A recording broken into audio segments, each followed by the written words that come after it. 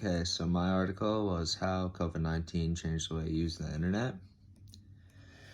The article was written by Ella Cozy and Nathaniel Popper. It talks about how we're continuously trying to entertain ourselves during this trying time, but have actually been turning away from our cell phones. It also discusses how practicing social distancing has created new ways to connect with family and friends, from apps such as House Party and Google Duo.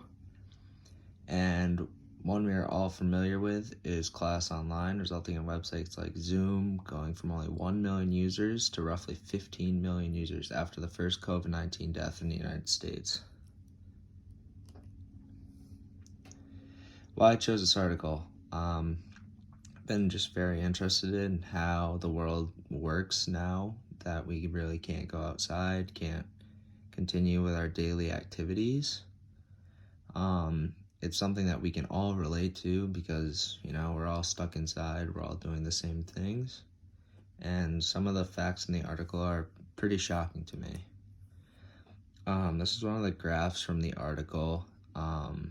So up here, there's going to be the orange is Facebook, the red is Netflix, and the blue is YouTube. Up top here is the website usage, so on your laptop or computer. Netflix is up 16%, YouTube is up 15.3%, and Facebook is up 27%.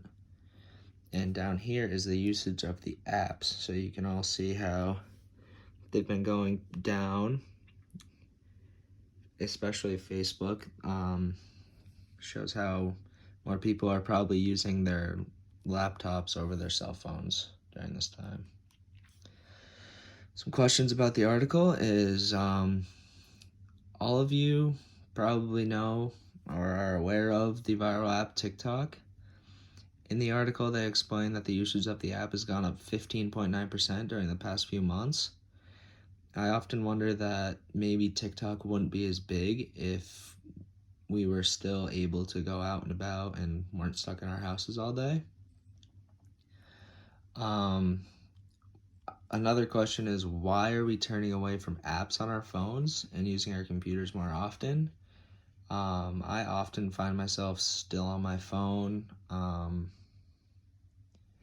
but I guess I have been using my laptop a little more often, but it's just very interesting that we're turning away from our phones, something that we, usually always use. Things such as Korean baseball and marble racing have been viewed by a lot of sports fans, considering the MLB, NBA, and NHL have all suspended their seasons indefinitely. One question I have was, will these sports still be widely watched when major sports resume? So will people still be watching marble races on YouTube? Will people still be watching the Korean Baseball League? Stuff like that. Some experience we have is, I believe we all have an experience with what is being talked about in the article. We're all going through the same thing. Most of us watching Netflix, YouTube, on classroom Zoom calls, or watching marble races on YouTube just to pass the time. Another thing I feel like I have some experience in is looking at these numbers, is investing in stocks. I did invest in a Zoom stock at the beginning of the coronavirus pandemic in the United States. I recently sold my stock, but I have been looking at numbers of stocks like Netflix, Zoom, YouTube, Twitch, all that. I wouldn't say that there's any relation to in-class topics. It doesn't really touch on much that we've talked about in class, but it's definitely something that we can all relate to and do on a daily basis because of what is going on around the world.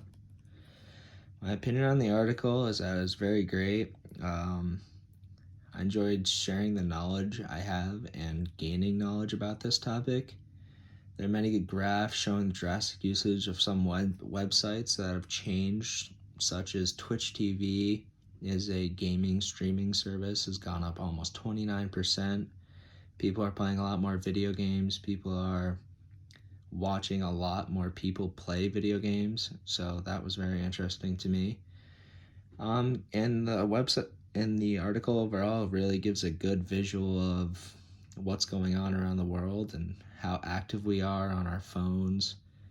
If you see like viral shows like the Tiger King, the Outer Banks are going crazy, and maybe without this virus that some of these shows wouldn't even be viewed by many people. So thank you.